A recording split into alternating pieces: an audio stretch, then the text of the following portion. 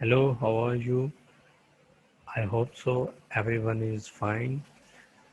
Today we are going to talk about asthma. Asthma is also a disease of lungs and it it can be serious if you don't pay heed towards this treatment and proper management. Basically, there is no permanent treatment of asthma. However, if you manage asthma properly, you can live with it very comfortably and very for very long period of time. So all the medicines that we study today are available for the management of asthmatic condition, and actually there is no medicine in the market which is capable of curing the asthmatic condition completely. First of all, you need to know that what is asthma. Asthma is a very long-term disease of lungs. It develops slowly and it leads to a very troubling condition where patient feels trouble breathing. There are various causes of asthma and the symptoms of asthma are also very well known. Among the causes of asthma, it could be some type of allergy to the pollens, allergy to some other allergen to which a patient is sensitive, or it might it is also possible that it is some sort of medical condition due to which asthmatic condition have been developed. So today we are gonna see everything in detail. Now we are gonna see that how you can diagnose the asthma.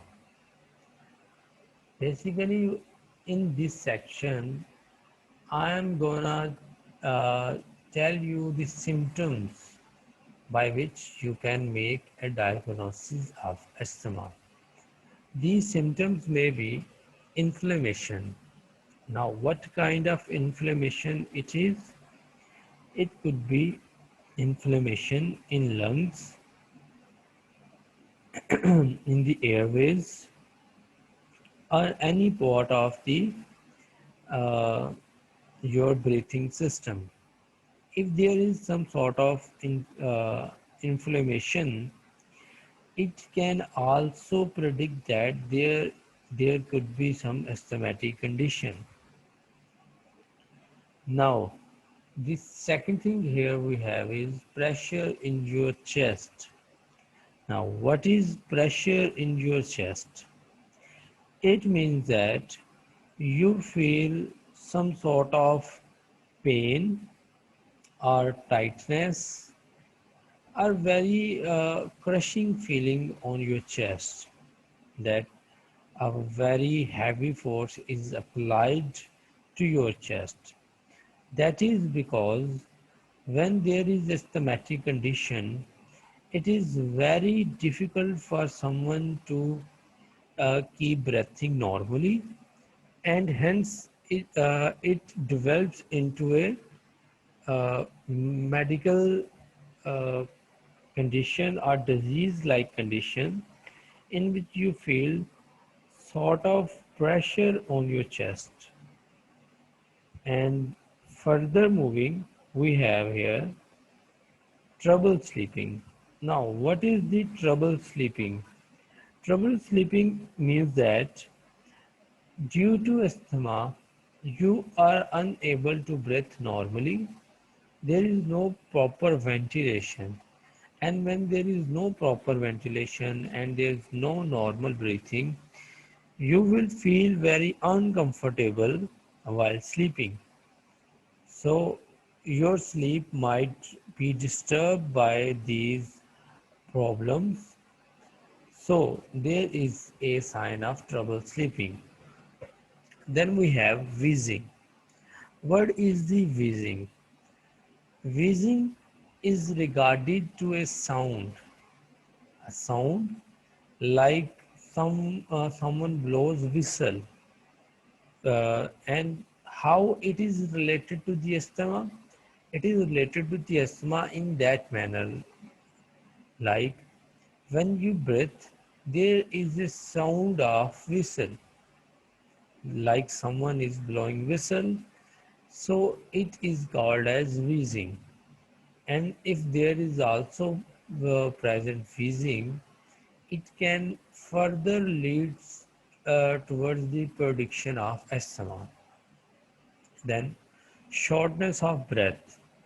It is very obvious that when your lungs are not properly functioning, it is very difficult for you to breathe normally. You are not able to breathe adequate air. You are not able to ventilate adequate air. There is no adequate oxygen entering in your blood, and it eventually leads to the shortness of breath. Then there is very common symptom which is called as coughing. Now what is coughing here? When there is problem, any sort of problem in your lungs, the very early symptom and very common symptom which will occur is definitely coughing. Coughing shows that there is some ongoing problem inside your lungs or inside your airways, and that problem need to be addressed. Then we have airway irritability. Airway irritability means that when you have trouble breathing, there is a very high chance that you are exerting some extra pressure on your airways to breathe in more and more air. When such things happen, the result which comes out is that there is some sort of irritability in your airways, which is called here airway irritability. Then we have airway blockage. When there is lot of mucus inside your airways, the passage of air will be blocked. There will be no air passing from your airways into your lungs, and there will be no air which will pass from the lungs out of the body through these airways because of that blockage. And that blockage happens because of excess mucus which is being produced by the lungs due to some abnormality in their function or some disease, and that disease could be the asthma. So these are the symptoms. Now we will move ahead towards the test for the asthma. The test for the asthma will conclude those tests which will be performed to ascertain that the disease-like condition in your lungs which are causing the above symptoms is asthma and not some other disease. So here are various tests to be performed while ensuring that the patient has asthma. The first test here is CT scan. Now, what does CT scan do? The CT scan produces a very high quality image of our lungs. From that image, we can obviously see that what's going on in our lungs and what is not good or what is not according to the normality of functions of the lungs. From seeing those normalities or the abnormalities, which are visible in the photographs produced by the CT scan, we can predict that either the patient has some sort of disease or not. And if the patient has disease-like condition, what that disease could be. So it is very easy and possible to predict that the patient has asthma from those images. Now, the other test here we have is sputum eosinophils. Now, what is this sputum eosinophils? Sputum eosinophils is a test in which we take some sputum from the affected patient, then we perform the eosinophilic test on that sputum. What is the eosinophilic test? Is uh, it includes all that procedure which allows us to see that is there any sort of uh, blood cells or some other type of uh, cells present in the sputum. If there are blood cells present in the sputum, it is very highly possible that the patient has asthma. Then we have methacholine challenge test. Now, what is the methacholine challenge test? In this test, we perform some sort of chemical test in which we take uh, in this test we take methacholine, which is a chemical, and we perform a test with the help of that methacholine to determine that if there is any kind of possibility that the patient has got asthma or not. So that was the methacholine challenge test. Now, fourth one is peak flow test. What is the peak flow test? Peak flow test is a measure by which we come to know that whether or not our lungs are capable to breathe in and breathe out the normal quantity of air or not. If our lungs are capable of uh, breath in and breath out the normal quantity of air, the peak flow test shows us that our lungs are performing normally. There is a peak flow meter which helps us to determine all that parameters and which tells us that either lungs are performing normally or not. Then we have exhaled nitric oxide test. Now, what is the exhaled nitric oxide test? In this test, we usually take uh, we take a machine and then we keep that machine near the patient mouth. When the patient exhales, that machine determines that uh, what are the percentage of contents of nitric oxide in that air which is being breathed out by the patient. So nitric oxide is actually produced inside our body naturally, and it helps us to determine that whether or not our lungs are performing their functions normally. Then we have allergy tests. Now, what are the allergy tests? Allergy test shows us that if a patient has some sort of allergy to a specific allergen or not. If a patient has some sort of allergy to a specific allergen, then when the patient is exposed to that allergen, there should be some uh, kind of asthmatic symptoms, and those asthmatic conditions that would develop by that will show us and help us to determine that whether the patient is allergic or not, or and whether the patient is asthmatic or not due to that allergen.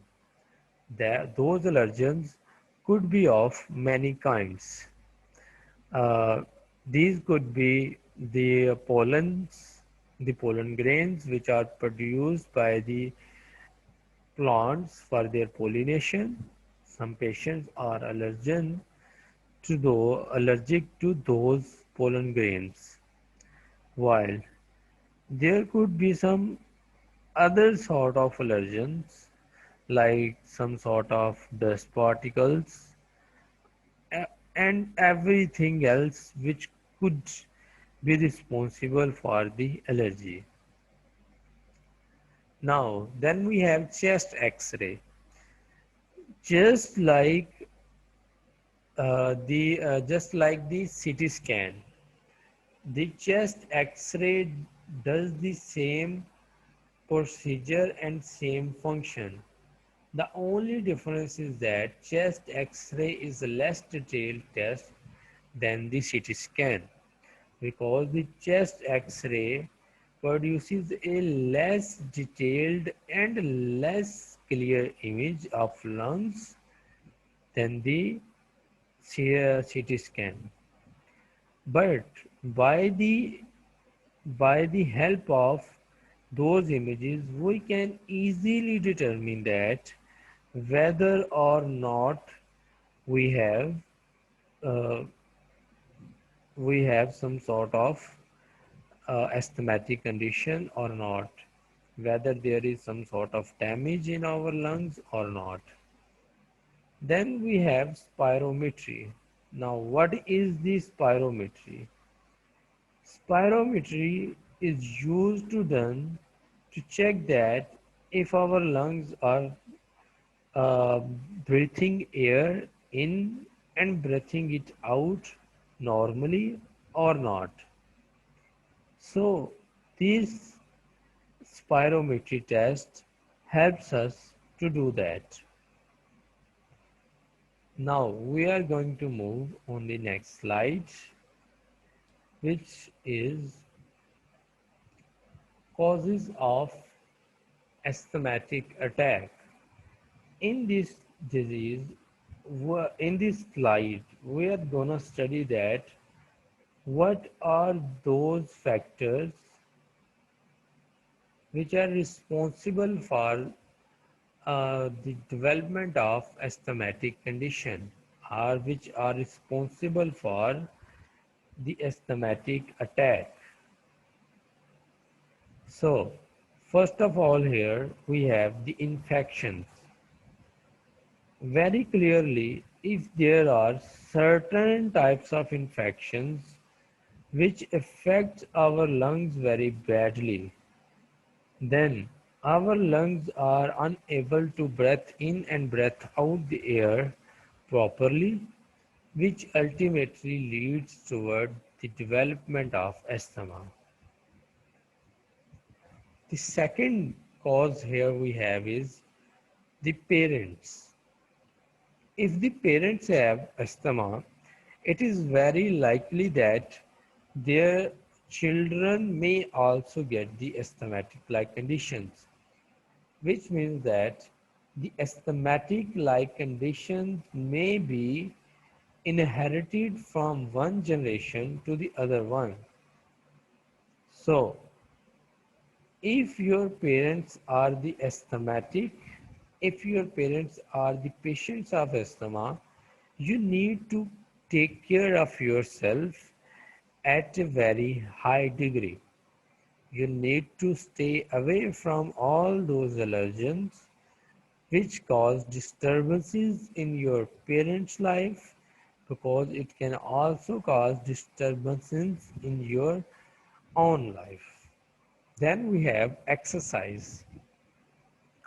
If someone does very hard and extreme exercise, it is very hard or difficult for the lungs to quench the thirst of our body for the demand of oxygen, due to which there would be very low levels of blood oxygen, which ultimately leads toward the asthmatic like condition. The other factor here we have is obesity. Research shows that obesity is directly linked towards the uh, development of asthma. The obese persons have more chances and possibility and are more liable towards the asthmatic attack than a normal patient. So, it should be kept in mind. The other thing here we have is the medications and then the food preservatives. The medications are a different category and the preservatives are a different category. The medications which affect our lungs very badly can lead towards the development of asthmatic like condition. Like if someone is a patient of some sort of already existing lungs disease, then he takes some kind of medicines which affects his lungs very badly. It can lead toward the development of asthma. Now, the food preservatives. How the food preservatives affects our lungs health. The food preservatives may be very harmful and dangerous and may be of low grade. These low grade food preservatives are very, very problematic and dangerous towards our overall health, especially our lungs. These food preservatives may be produce allergies in the patients, and the patient may be allergic to that food preservative, due to which the patient can develop asthmatic-like condition. Then we have lung infections. The lungs infections and the above infections that we have talked are the same thing. It's just another heading. Uh, there's no much difference in both of these things. Then we have job. Your job can also leads you towards the development of asthma. Like if you are working in some mine or if you are a painter, there are very harmful chemicals in paint during mining which you inhale and which damage your lungs health, and it ultimately leads toward the permanent damage which can develop the asthma and you become an asthmatic patient. Then the very common and very well known cause of the asthma is the tobacco smoke. We all know that tobacco smoke contains various kinds of carcinogenic and harmful materials. Those carcinogenic and harmful materials or chemicals, when go inside our lungs, they damage our lungs. They make it very difficult for the lungs to perform their functions. They make ventilation very difficult. they produce various kinds of diseases, and the asthma is one of those diseases which are produced by those carcinogenic chemicals. Further, we have cold air. Cold air can also damage and affects your lungs, and you are unable to breathe air properly and normally, which leads toward the asthmatic condition. Then we have race. How race affects a person's personal health, especially the lungs health of a person. Research and studies shown that have shown that if a person is from the African or American African race, or if a person is of black race, it has more chances and possibilities to develop asthma than the other persons. Then there are allergens. These allergens can include pollen grains, dust particles, paint chemicals, smoke particles, and every other sort of chemicals and materials which can trigger allergies and asthma in a patient. All are included in the category of allergens. Then there are irritants. Irritants are those chemicals which go inside our lungs and produce irritation, and you can say that some feelings of pain and uncomfortability in a patient. All those are called as irritants. Then there are genes which are also responsible for the development of asthmatic like condition. How genes affect your lungs? It is proven, and many researchers are agreed on this fact, that if someone's patient have already an asthmatic like condition, those symptoms and that asthmatic like condition may be transferred to their coming generation via genes. So genes can also responsible for the asthma and leads toward the development of asthma in a patient. Then it is allergies. Allergies like allergens developed through the allergens. Allergens are responsible for the development of allergies, and these are responsible for the development of asthma. Then there is gastroesophageal reflux disease, or in short term, which is also called as GERD disease. The GERD disease also responsible for the development of asthma, because if a patient is suffering from GERD, the patient feels trouble breathing. It feels that there is no air going inside its lungs. He feels that it is very difficult for him to breathe in and breathe out.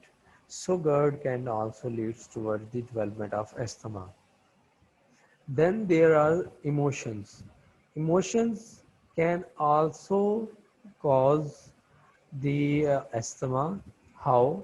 If a patient is very outrageous or in very extreme or mood, or in a mode of excitement, it becomes difficult for him to breathe, due to which uh, a patient becomes short of breath, and which is similar to the asthmatic like conditions. Then changes in the weather. When a person goes from one place to another place, there is an absolute change of weather.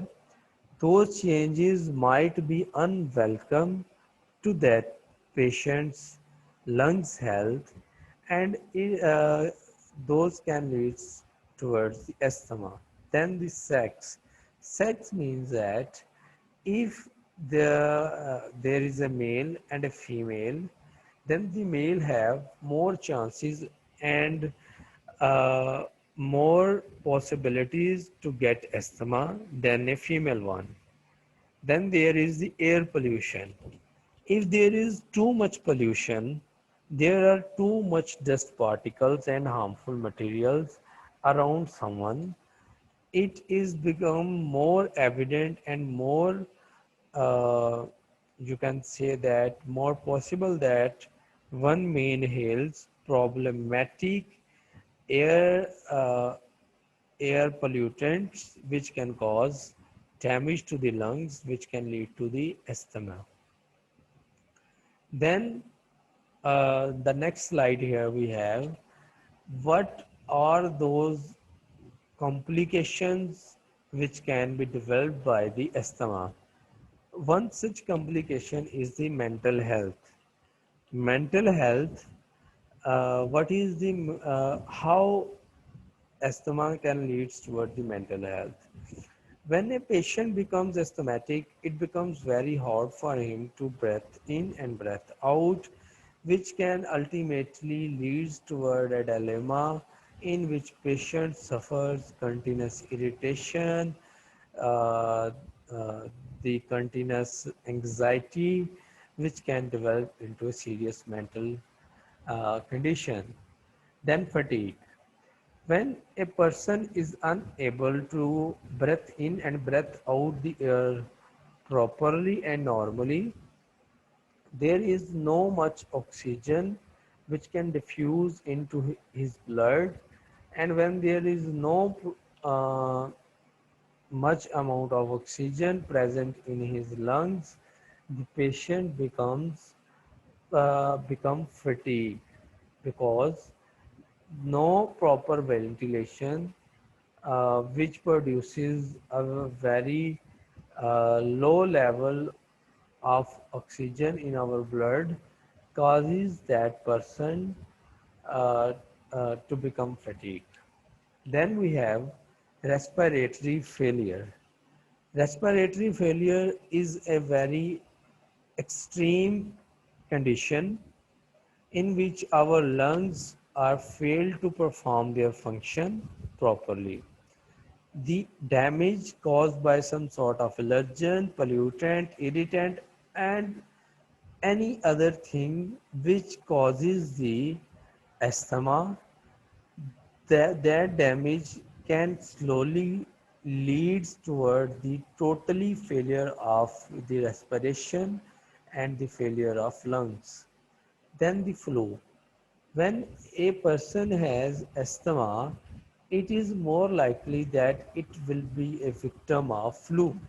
Influenza will attack that person and his lungs uh, will be not capable to deal with the attack of influenza, and there are more chances that a person uh, uh, become a patient of flu. Then lungs collapse. When lungs are sufficiently damaged, their function is uh, restricted. It will lead toward the collapse of lungs, weight gain.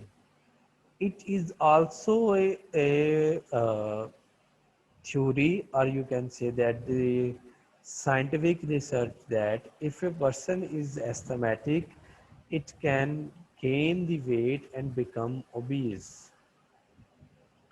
Then there could be permanently narrowed bronchial tubes in your lungs because during the asthma our bronchial tubes are become inflamed, and due to that inflammation a permanent damage happen to the cells of our bronchial tubes. There is mucus increased or stored in those bronchial tubes, due to which there would be narrowed space in the bronchial tubes. Then missing birth.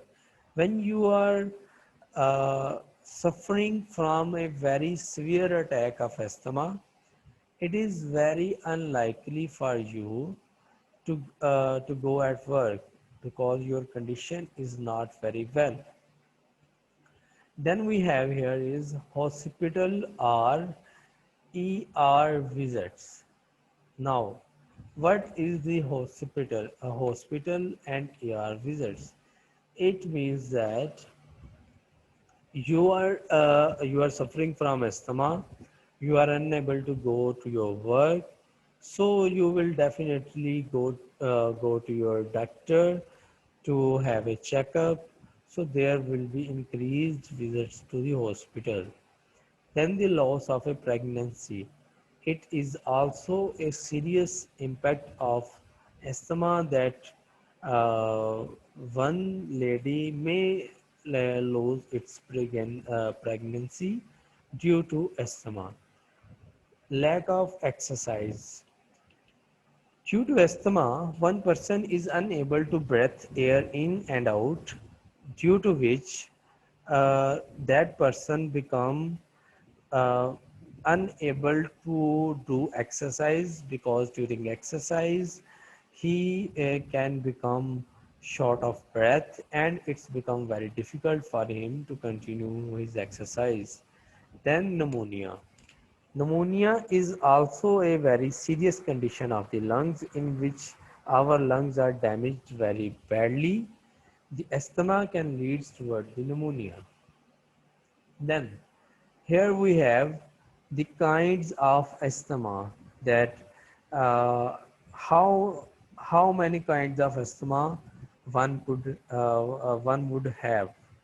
There are several types of asthma, and its classification is based on different uh, criteria. Here we are gonna study that what are these different types of asthma. First, here we have mild intermittent asthma. The mild intermittent asthma is that in which one person suffers asthmatic attack uh, less than twice a week, which means that there would be less than uh, two asthmatic attacks in 1 week for that patient. Then here we have mild persistent asthma. The mild persistent asthma is that in which symptoms the symptoms are uh, very not very extreme, but not also not very low. A person suffers 3 to 6 times asthmatic attack during a week. Then there is moderate persistent asthma. In this, a patient can suffer almost 4 attacks of asthma in 1 month. And then we have severe persistent asthma, in which uh, a person can suffer day and night from the asthmatic condition, and it can be the asthmatic attack may be based on the daily activities you perform. So next we have status asthmaticus. Now, what is the status asthmaticus? First of all, one category, sorry, I have left, which is the severe persistent asthma. The severe persistent asthma is the extreme condition in which one may have asthma uh, many times a day, at night, like it's a very extreme condition of asthma. Then we have the status asthmaticus. Now, what is the status asthmaticus? Status asthmaticus is also a type of asthma in which the person who is suffering from the asthma goes through the asthmatic attack at a variant periods of time. So this is the status asthmaticus. In this, even when you use some type of bronchodilators, the symptoms don't go away. There are the persistent symptoms which stay with you continuously. This is called as uh, status asthmaticus. Then we have aspirin-induced asthma. Now, what is the aspirin-induced asthma? In the aspirin-induced asthma, one person takes aspirin, which ultimately leads towards the development of symptoms of asthma. So it is called as aspirin-induced asthma. Then we have allergic asthma. Now, what is the allergic asthma? In which some sort of pollen grains, allergens, dust particles are responsible for producing asthma. This is called as allergic asthma. Then we have cough variant asthma. In the cough variant asthma, the symptoms of cough are variant. There is no proper and persistent cough, so it is called as cough variant asthma. Then we have asthma in children. What is the asthma in children? That kind of asthma which occur in children is called as asthma in children. Then there is eosinophilic asthma. What is the eosinophilic asthma? Eosinophilic asthma is produced due to the high white blood cells in our body. These high white blood cells in our body damage our own lung cells, which produces a permanent damage there, and it ultimately leads towards the asthmatic condition.